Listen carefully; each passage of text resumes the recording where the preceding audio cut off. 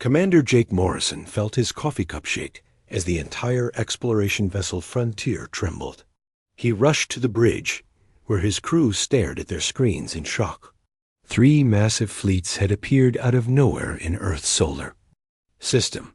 The ships were huge, bigger than anything humans had ever built. They hung in space like metal cities, their hulls gleaming with strange lights. "Sir, we're getting a transmission," said Lieutenant Sam Roberts, his voice shaky. "It's coming from all 3 fleets at once." Jake nodded and took his seat in the captain's chair. "Put it on screen." The bridge filled with an alien voice that spoke perfect English, though it sounded cold and mechanical. "Greetings, primitive inhabitants of the 3rd planet. We are representatives from the Andromeda, Triangulum, and Whirlpool Galaxies. You will now prepare to receive our diplomatic envoys." Back on Earth, Admiral Lisa Parker stood in the main control room of Earth Defense Command. Warning lights flashed, red across every wall. Her staff ran between computers, trying to make sense of what was happening. The alien ships had appeared without any warning. Earth's most advanced detection systems had seen nothing until the fleets were already there. "Ma'am, they're requesting permission to land at the United Nations building," reported Captain Bill Turner. 3 shuttles are already heading down to Earth." Lisa clenched her fists. She had trained for this moment her entire career, but seeing it happen felt surreal. "Grant them permission, but keep all our defense systems ready." The alien shuttles landed in New York just as the sun was setting. Crowds gathered behind police barriers to watch as strange beings stepped out of their ships. The creatures were tall and thin, with skin that changed colors like oil on water. They wore flowing robes that seemed to move on their own. Dr. Henry Collins waited with the other scientists and government officials. As Earth's top expert on the possibility of alien life, he had spent years imagining this moment. But nothing had prepared him for how arrogant these beings would be. The lead alien stepped forward and spoke without moving its mouth. The words seemed to come from the air itself. "I am Ambassador Zefox of the Andromedan Empire. We have come to inform you that your species has been granted observer status in the Intergalactic Council." President Kevin Lane stepped forward. He was nervous, but tried to look confident. "We welcome you to Earth. We hope this is the beginning of friendship between our peoples." Ambassador Zefox made a sound that might have been laughter. "Friendship? Your species is barely out of its infancy. You still use chemical rockets to leave your planet's surface. You fight wars with metal projectiles. You are centuries behind the civilized races of the galaxy." Another alien, this one with blue skin and 4 arms, joined the conversation. "I am High Commander Velthera from the Triangulum Collective. Your primitive weapons amuse us. We have observed your military exercises. Your largest warships would not survive a single shot from our smallest patrol craft." The 3rd alien looked different from the others. Its body seemed to be made of living metal that shifted and flowed. "I represent the Whirlpool Federation. Your technology is so basic that we had to slow our ships down dramatically just to avoid accidentally destroying your space stations with our engine wash." Dr. Henry Collins felt his face grow red with anger, but he stayed quiet. He knew that showing emotion would only make things worse. Instead, he carefully wrote down everything the aliens said in his notebook. The aliens continued their speech. Ambassador Zefox waved a hand dismissively. "You will be allowed to send 1 representative to observe the Intergalactic Council meetings. This representative will have no voting rights and no voice in galactic affairs. You should be grateful for even this small honor. What if we refuse?" asked President Lane. High Commander Velthera's 4 arms moved in what looked like a shrug. "Then you will be left alone until your species either destroys itself or evolves enough to deserve our attention again. Based on our observations, the first option seems more likely." The metal alien from the Whirlpool Federation added, "Your planet has some interesting biological diversity. If you refuse our generous offer, we might return in a few thousand years to study whatever life forms have survived your inevitable wars." General Amy Rodriguez stood quietly in the back of the group. She wore her dress uniform, but her hand kept moving toward where her sidearm would normally be. She had spent 30 years defending Earth from threats, and now she felt completely helpless. These aliens could destroy everything she had worked to protect, and they were talking about it like it was a minor inconvenience. As the meeting continued, the aliens took turns explaining how primitive and worthless humanity was. They talked about human technology like adults discussing a child's broken toys. They mentioned Earth's nuclear weapons and laughed about how cute they were compared to real military hardware. "Your fusion reactors are adorable," said Ambassador Zephox. "We stopped using such crude energy sources before your species learned to make fire. Your space program is like watching insects trying to fly," added High Commander Velthera. "It took you decades to reach your own moon. Our children make that journey for school field trips." The Whirlpool representative flowed into a new shape that somehow looked condescending. "Your computer networks are so simple that we hacked into all of them while we were still approaching your solar system. We know everything about your governments, your militaries, and your technologies. There are no secrets you can keep from us." Dr. Henry Collins kept writing, but inside he was thinking about something else entirely. 6 months ago, he had been invited to a secret meeting. General Amy Rodriguez had been there, along with some people he didn't recognize. They had shown him things that didn't match what these aliens were saying about human technology, but he couldn't mention any of that now. Instead, he had to stand there and listen as these creatures insulted everything humanity had achieved. The aliens finished their presentation by giving Earth a list of demands. Humanity would provide detailed maps of the solar system.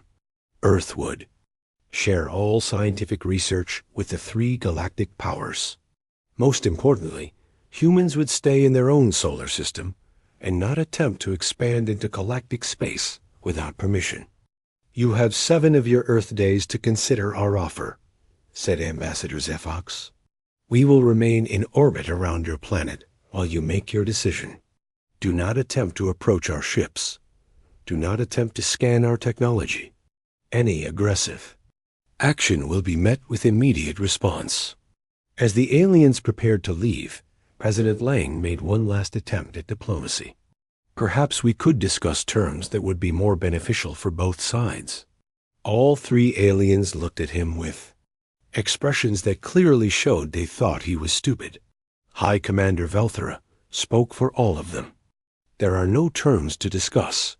You are not our equals. You are barely worthy of our notice. Accept our generous offer or remain in isolation. Those are your only choices." The alien shuttles lifted off and disappeared into the night sky, leaving the human officials standing in confused silence. As the crowds dispersed and the government officials returned to their buildings, General Amy Rodriguez quietly activated a special communication device. "Phase 1 is complete," she whispered into the device. "They bought it completely. Begin Phase 2 preparations." High above Earth, the 3 alien fleets settled into orbit. Their commanders felt satisfied with how the meeting had gone. The primitive humans had been properly put in their place. Soon, this backward species would accept their role as junior members of galactic civilization. None of them suspected that everything they thought they knew about humanity was wrong. None of them realized that their scanning technology was being fooled by systems far more advanced than their own. And none of them knew that deep beneath the surface of Earth's moon, something was waiting that would change everything they believed about this primitive species. Admiral Carl Thompson rode the elevator down into the moon's core. The journey took 15 minutes, traveling through rock and metal until he reached the most secret place in the solar system. When the doors opened, he stepped into a cavern, so vast that he could barely see the other side.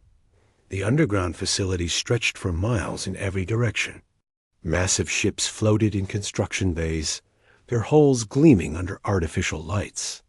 Workers in environmental suits moved like ants across the surfaces of vessels that dwarfed anything the aliens had seen on Earth.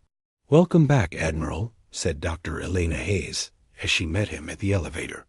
She was the chief engineer of the Dreadnought Project, a woman who had spent 20 years of her life building humanity's greatest secret. "The crews are ready for Phase 2. Carl nodded as they walked along a moving walkway that carried them deeper into the facility. Through the transparent walls, he could see hundreds of ships in various stages of completion. Some were massive dreadnoughts over 3 kilometers long. Others were smaller, but equally advanced cruisers and destroyers. "How many ships do we have ready for deployment?" Carl asked. 312 combat vessels, Elena replied, plus support ships, supply vessels, and reconnaissance craft. The total fleet numbers over 500 ships. They stopped at an observation deck that overlooked the main construction bay. In the center sat the largest ship Carl had ever seen. The Titan's Wrath stretched nearly 4 kilometers from bow to stern. Its hull was made from materials that could bend light around them, making the ship nearly invisible when the stealth systems were active. Captain Roy Davis was already waiting for them on the observation deck. He was a tall man with graying hair and scars on his hands from years of working with dangerous technology. Roy had been chosen to command the flagship because he understood both the power and the responsibility of what they had built. "The alien fleets are maintaining their positions above Earth," Roy reported. "Our listening posts have intercepted their communications. They're planning to give us another demonstration of their superiority tomorrow." Carl smiled grimly. Let them enjoy their moment. Soon they'll learn what humanity is really capable of. The 3 of them took a transport pod to the Titan's Wrath. As they boarded the massive vessel, Carl was struck by how different it was from the ships the aliens had seen. The corridors were wide and well lit. The walls were covered with displays, showing real-time information about every system on the ship. Lieutenant Commander Nina Foster met them at the bridge. She was the navigation officer, a young woman who had helped design the exotic matter drives that powered the human fleet. "Sir, all departments report ready for deployment. The crew is at stations and waiting for orders." The bridge of the Titans Wrath was unlike anything the aliens could have imagined. Holographic displays showed 3-dimensional maps of the entire solar system. The crew worked at stations that responded to thought as much as touch. Advanced computers calculated trajectories and combat solutions faster than any alien system. Chief Engineer Pete Wilson joined them from the engine room. He was covered in grease and grinning widely. "The exotic matter drives are running perfectly, sir. We can achieve faster-than-light speeds without any of the dimensional distortions that limit alien technology." Carl walked to the captain's chair and looked out at the fleet surrounding them. Each ship represented years of secret research and development. Humanity had not been idle during the decades since they first detected alien signals from deep space. "Tell me about our weapons systems," Carl said to Tactical Officer Grace Adams.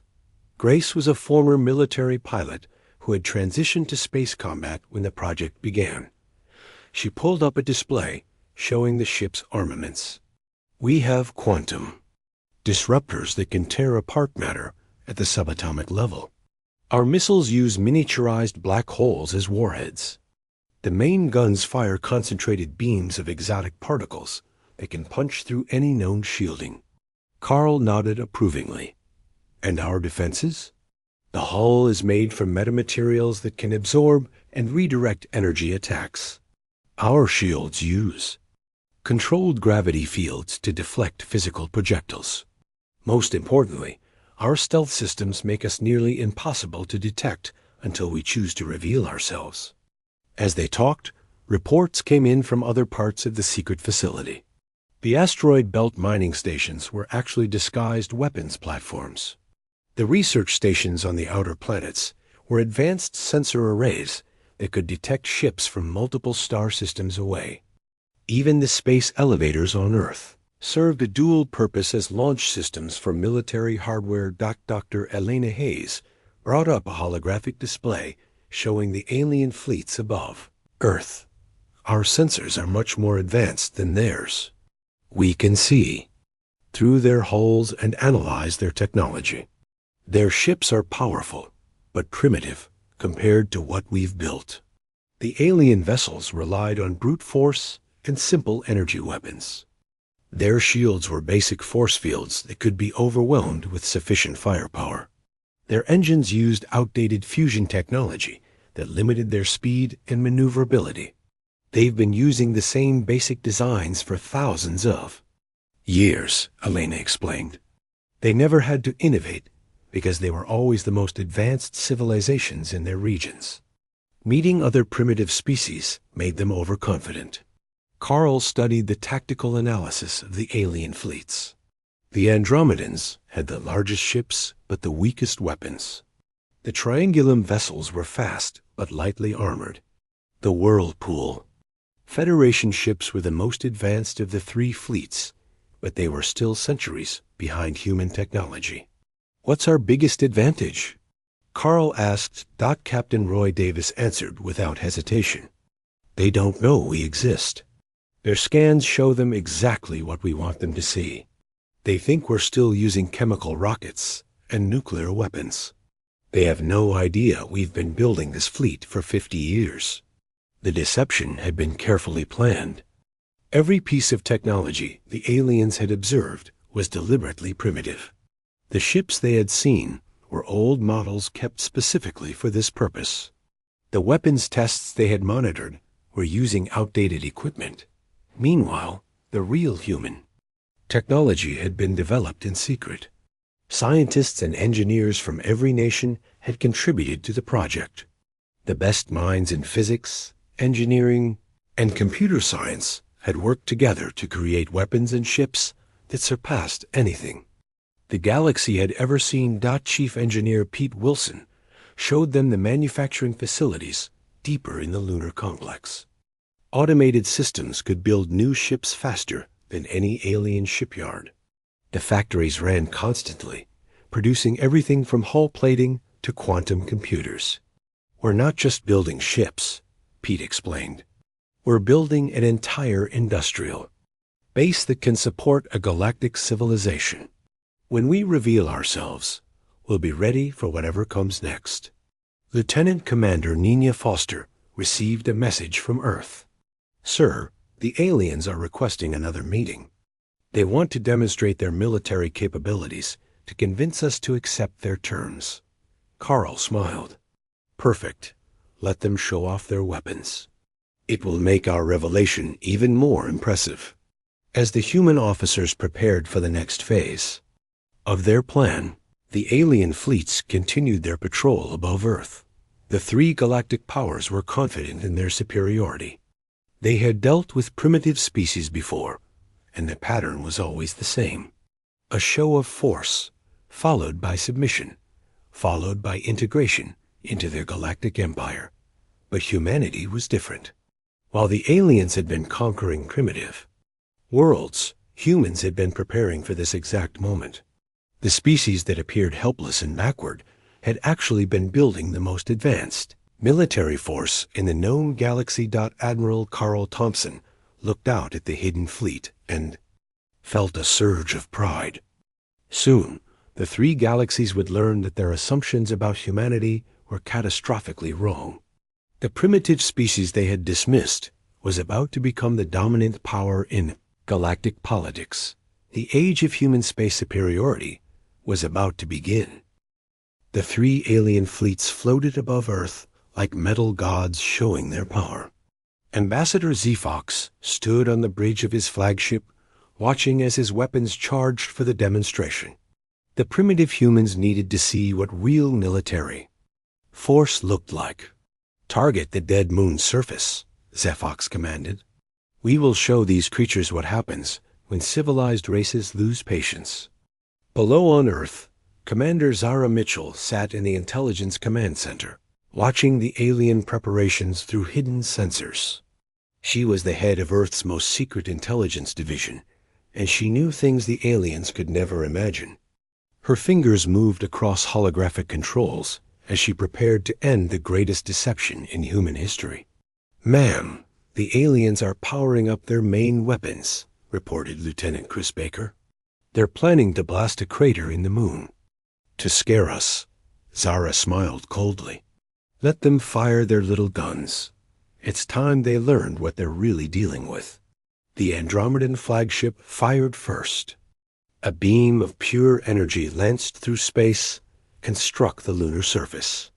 The explosion was visible from Earth, creating a crater 10 miles wide. The aliens had just destroyed what they thought was empty rock, but they had actually hit the outer shell of humanity's greatest secret. Admiral Jack Sullivan received the signal from the moon base. The attack had damaged nothing important, but it gave him the excuse he needed. "All stations, this is Admiral Sullivan. Execute Revelation Protocol immediately." Across the solar system, human installations began dropping their disguises. The mining operations on the moon suddenly revealed massive launch bays hidden beneath fake rock formations.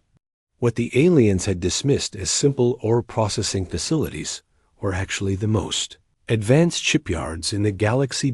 Captain Luke Anderson stood on the bridge of the Dreadnought Hammer of Justice as it powered up from standby mode. Around him, his crew worked at stations that were beyond anything the alien fleets possessed. "All systems online, sir. Stealth fields disengaging on your order." The asteroid belt mining stations shed their disguises next. The structures the aliens had ignored as primitive industrial equipment suddenly revealed themselves as massive orbital defense platforms. Each station bristled with weapons that made the alien demonstrations look like firecrackers.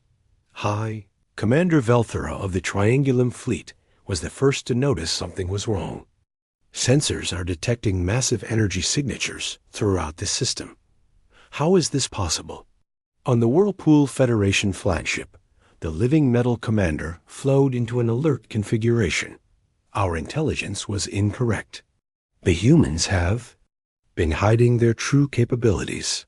But it was too late for the alien fleets to react properly. The deception was ending all across the solar system, and what they saw defied everything they thought they knew about human technology. The first, human ships began emerging from their hiding places near Jupiter. These weren't the small chemical-powered rockets the aliens had observed. These were massive dreadnoughts that dwarfed even the largest alien vessels. The lead ship, Olympus Rising, was over 5 kilometers long and bristled with weapons the aliens couldn't identify. Admiral Danny Cooper commanded the Jupiter fleet from the bridge of Olympus Rising. He had waited years for this moment, watching the alien signals and preparing for their inevitable arrival. "Signal all ships. Drop stealth and assume attack formation." One by one, human dreadnoughts appeared throughout the solar system.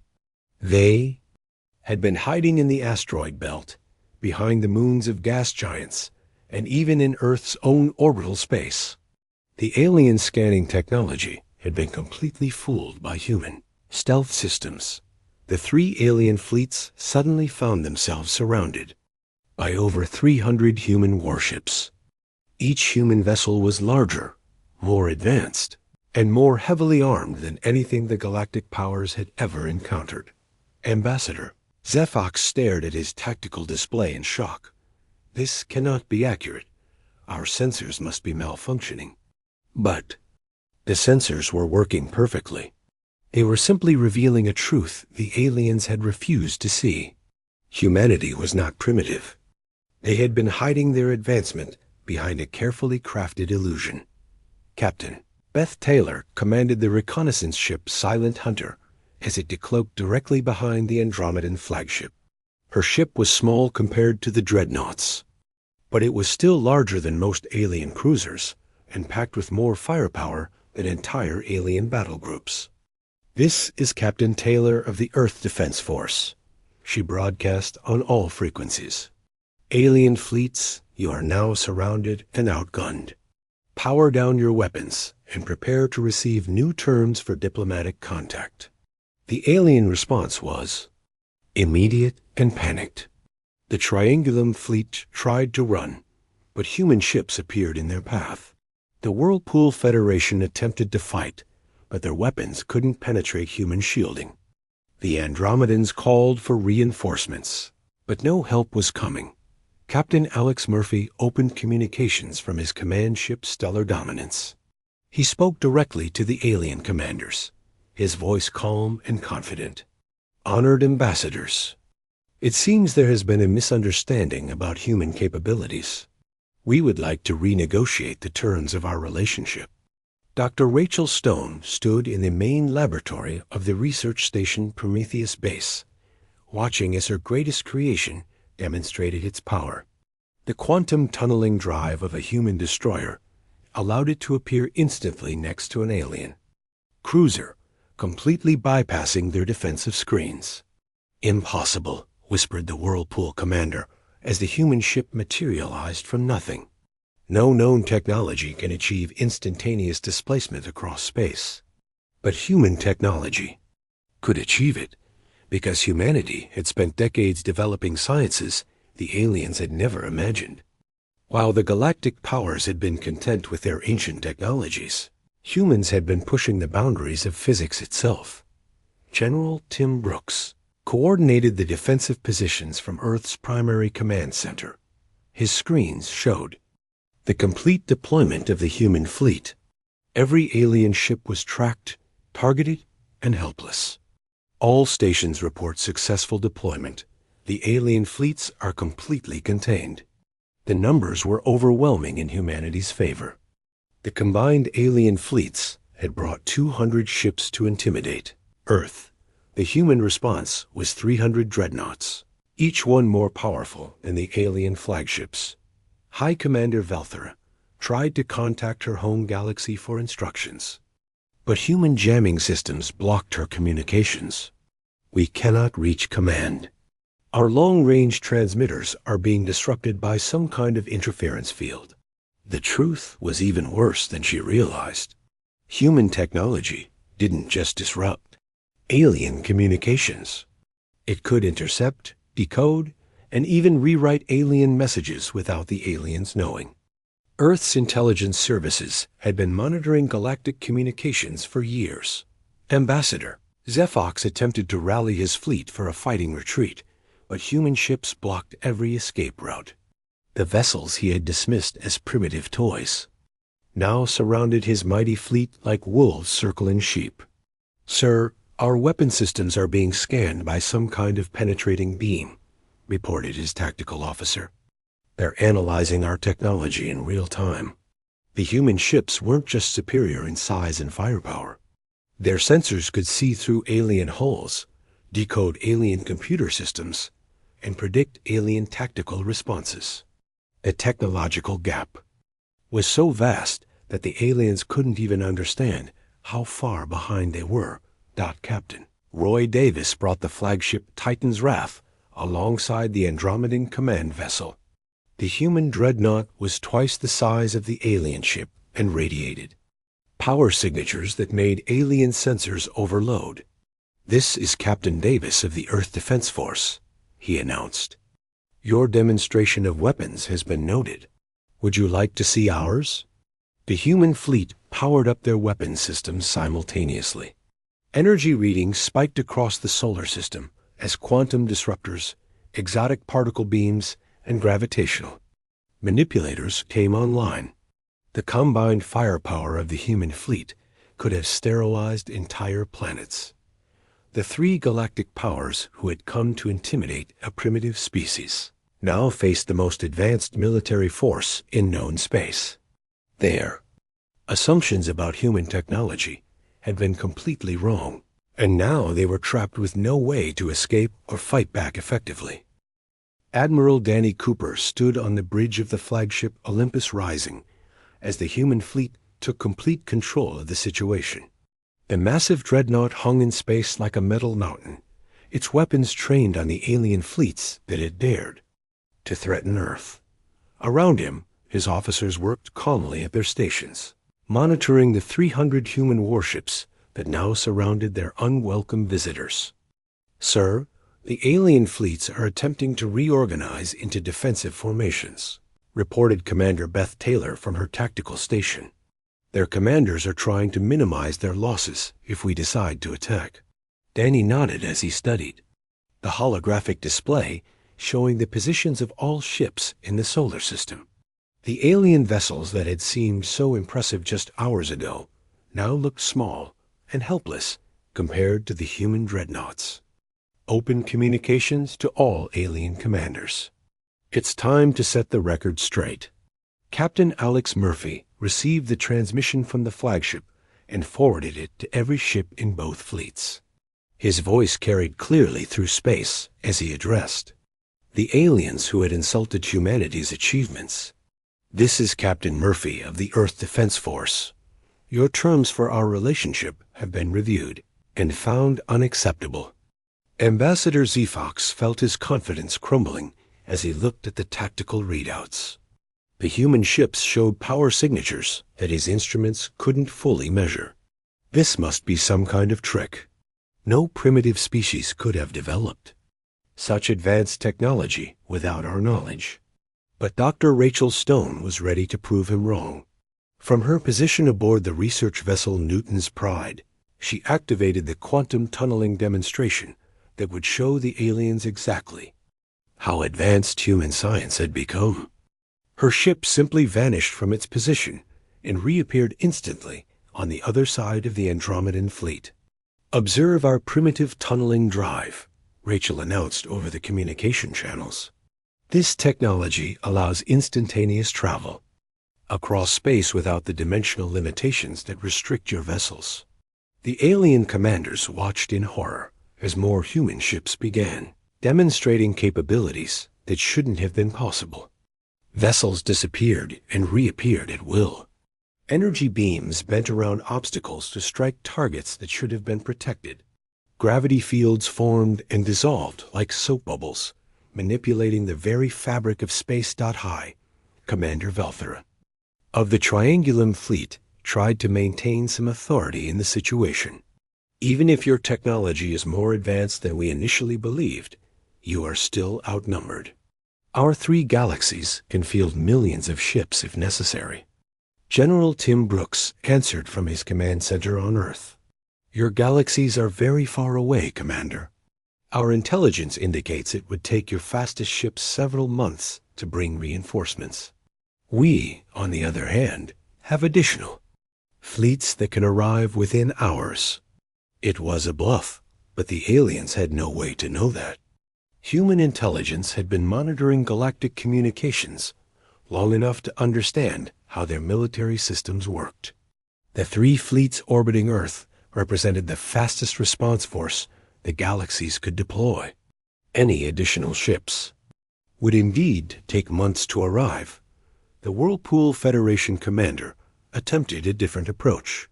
Its living metal body flowed into new configurations as it tried to process what was happening. "Perhaps we were hasty in our initial assessment. We would be willing to discuss more equitable terms for galactic membership." Captain Roy Davis smiled as he received new orders from Earth Command. "I'm afraid the terms have changed, Ambassador. Earth will be joining the Intergalactic Council as a full member with voting rights and territorial claims. Your fleets will escort our representatives to the next council meeting to announce humanity's arrival." The aliens tried to refuse, but their position was hopeless. Human ships had them completely surrounded and outgunned. Worse, they were beginning to realize that the human fleet wasn't just superior in numbers and firepower. The technology gap was so vast that resistance would be suicide. Commander Beth Taylor demonstrated this point by using her ship's advanced sensors to perform a complete analysis of the Andromedan flagship. Within minutes, human computers had mapped every system, identified every weakness, and calculated exactly how to destroy the alien vessel. Your ship's main reactor has a 17% instability in the magnetic containment field, Beth announced. Your shield generators are operating at only 63% efficiency due to power distribution errors. Your weapons array has a critical vulnerability in the targeting system that we could exploit at any time. Ambassador Zefox realized that the humans weren't just threatening him. They were proving that they understood his technology better than he did. How is such detailed scanning possible? Dr. Rachel Stone provided the answer. Our sensors operate on quantum principles that your shielding cannot block. We can examine any object down to the molecular level, regardless of armor or protective fields. Your ships have no secrets from us. The demonstration continued as human ships revealed more of their capabilities. Advanced stealth systems made entire dreadnoughts invisible to alien sensors. Exotic matter drives allowed instant acceleration to speeds that should have torn the ships apart. Weapons fired projectiles that existed in multiple dimensions simultaneously. Captain Alex Murphy coordinated the display of human superiority while maintaining a professional tone. We want you to understand that Earth's military capabilities exceed anything your galaxies have encountered. Resistance would be both futile and unnecessary. The aliens were beginning to understand the true scope of their mistake. They had come to intimidate a primitive species, and instead had discovered a civilization that made their own technology look ancient. The humans hadn't just hidden their advancement. They had leapfrogged millions of years of galactic technological development. Admiral Danny Cooper decided it was time to reveal the final piece of the puzzle. You might be wondering how a young species like humanity developed such advanced technology. The answer is that we had excellent teachers. The aliens felt a chill of fear as they realized what he meant. Humanity hadn't developed this technology in isolation. They had been contacted by other species long before the 3 galaxies had arrived.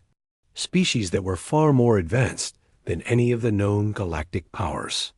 The Watchers had been monitoring galactic development for millions of years, Danny continued. They were impressed by humanity's potential and decided to share certain technologies with us. They also warned us that 3 aggressive galactic powers would eventually try to subjugate Earth. This revelation hit the alien commanders like a physical blow. The Watchers were legendary beings that most species considered mythical. If humanity had their support, then the 3 galaxies were facing an enemy they could never hope to defeat. High Commander Velthera's voice shook as she spoke. The Watchers chose your species over civilizations that had existed for thousands of years. They were impressed by our curiosity, our determination, and our ability to work together despite our differences, answered Captain Roy Davis. They also appreciated that we used their gifts to defend ourselves rather than conquer others. The alien fleets had no choice but to accept the new reality. Earth was not a primitive world to be exploited. It was the newest member of an ancient alliance that spanned multiple galaxies. The species they had dismissed as backward savages were actually the protégés of the most advanced beings in the universe. General Tim Brooks transmitted the new terms from Earth. Your fleets will remain in our solar system as guests while we prepare for formal diplomatic relations.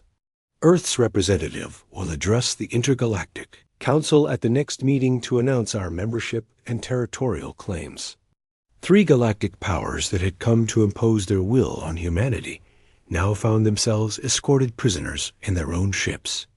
The primitive species had become their superiors in a single day, and there was nothing they could do about it except accept their new place in the galactic order. 3 months after the Great Revelation, Admiral Jake Morrison walked through the corridors of Cosmic Harbor, the largest space station in known galactic space. The massive structure floated at the edge of neutral territory, serving as the meeting place for the Intergalactic Council. Representatives from hundreds of worlds gathered here to discuss trade, territorial disputes, and galactic law. But today was different. Today, humanity would take its place among the major powers of the galaxy, not as observers, but as equals. Jake wore his dress uniform with pride as he made his way to the new Earth Embassy, a section of the station that had been hastily constructed to accommodate humanity's unexpected rise to prominence. Ambassador Lisa Parker stood in the main conference room reviewing her notes for the historic session. She had been chosen to represent Earth because of her diplomatic skills and her ability to remain calm under pressure. The responsibility felt enormous, but she was ready for the challenge. The council session begins in 1 hour, reported her aide, Captain Bill Turner. Representatives from over 300 worlds will be attending. This will be the largest gathering in council history. Lisa nodded as she looked out the viewing port at the human fleet that escorted the diplomatic mission. 50 of Earth's most advanced ships floated nearby, their sleek hulls reflecting the light of nearby stars. The vessels served as both protection and a reminder of humanity's new military capabilities. The 3 alien fleets that had once threatened Earth now served a very different purpose. Ambassador Zephox, High Commander Velthera, and the Whirlpool, Federation leader, had become advocates for human membership in the Council. Their testimony about Earth's technological superiority had convinced even the most skeptical galactic leaders. Dr. Henry Collins published his final report on what he called the Great Deception. His research revealed how humanity had used the other galaxies' prejudices against them, appearing primitive while secretly developing the most advanced technology in known space. The report became required reading at diplomatic academies across the galaxy. It was a masterpiece of strategic thinking, Henry wrote. By allowing our enemies to underestimate us, we gained the time needed to surpass them completely. The 3 galaxies defeated themselves through their own arrogance and assumptions. Captain Roy Davis commanded the flagship Titan's Wrath as it patrolled the space around Cosmic Harbor. His massive dreadnought had become a symbol of human power throughout the galaxy. Alien children drew pictures of the great ship and military. Academies studied its design to understand how humans had achieved such technological advancement. Sir, we're receiving requests from 12 different species asking for technology exchanges, reported his communications officer. They're offering everything from rare minerals to territorial concessions in exchange for access to our quantum drive systems. Roy smiled as he forwarded the requests to the diplomatic team. Earth was now in the enviable position of having technology that everyone wanted, but no one could replicate. The exotic matter drives, quantum disruptors, and dimensional shields were beyond the current understanding of galactic science. Commander Zara Mitchell established Earth's new intelligence network from her base on Luna Station. The facility that had once hidden humanity's greatest secret now served as the headquarters for the most advanced information gathering operation in the galaxy. Human agents and automated systems monitored communications across multiple galaxies. We're receiving intelligence reports from every major civilization, Zara told her staff during the morning briefing. Our network now extends from the Andromeda Galaxy to the far rim of the Whirlpool Federation. No major military movement or political development escapes our attention. The transformation was remarkable. In just 3 months, humanity had gone from an unknown species to the most influential power in galactic politics. The species that had been dismissed as primitive now had the strongest military, the most advanced technology, and the best intelligence network in known space. President Kevin Lane signed the final documents that established Earth's territorial claims in galactic space. Humanity would control 12 star systems in addition to their home solar system. These worlds were rich in resources and strategically positioned to support Earth's growing influence. This is just the beginning. Kevin said as he met with his advisors.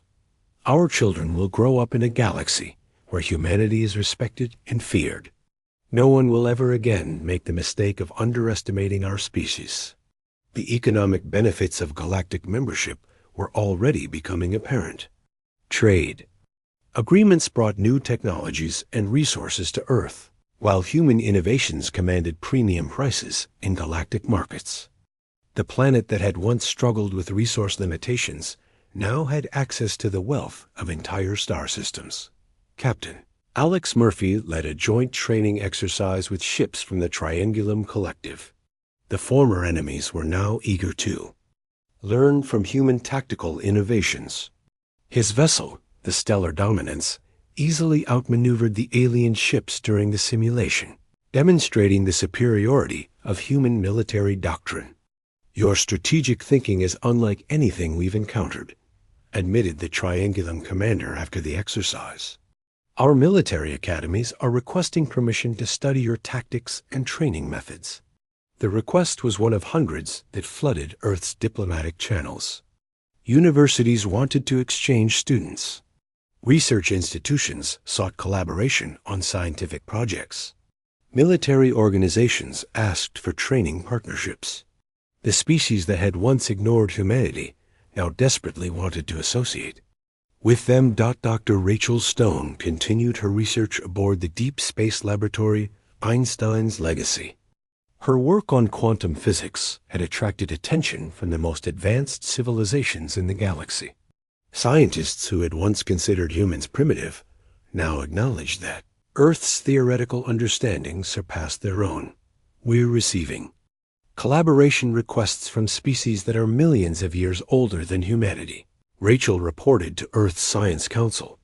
They want to learn from us, not the other way around.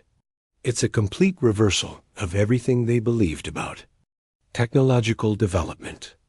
The Intergalactic Council session finally began with representatives from across the galaxy taking their seats in the vast assembly hall. Ambassador Lisa Parker walked to the podium designated for new members, feeling the weight of history on her shoulders. This was the moment humanity officially joined the galactic community as a major power. Honored representatives, Lisa began, her voice carrying clearly through the hall's advanced acoustics. I stand before you today to announce that Earth formally accepts full membership in the Intergalactic Council. We come not as supplicants seeking protection, but as equals ready to contribute to galactic civilization. The response was immediate and overwhelming. Representatives from hundreds of worlds rose to applaud, recognizing humanity's remarkable achievement. The species that had been unknown just months ago was now celebrated as the galaxy's newest superpower. Admiral Danny Cooper watched the ceremony from the bridge of the Olympus Rising. His fleet maintained a protective perimeter around the space station, ensuring that this historic moment proceeded without incident. The sight of human dreadnoughts standing guard over the council session sent a clear message about Earth's new status. As the formal ceremonies concluded, Admiral Jake Morrison reflected on humanity's incredible journey. In less than a year, his species had gone from relative obscurity to galactic prominence. The aliens who had once mocked human achievements now sought humanity's friendship and alliance. The three galaxies that had called humans primitive had learned a valuable lesson about the dangers of underestimating unknown species. Their assumption that technological advancement correlated with age had been proven catastrophically wrong. Sometimes the youngest civilizations possessed the greatest potential for innovation and growth. Earth's Dreadnought Armada continued its patrols throughout human space, a visible reminder that the galaxy's newest superpower was prepared to defend its interests.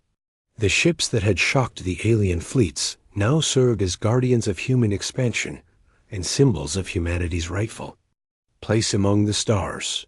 The age of human galactic dominance had truly begun.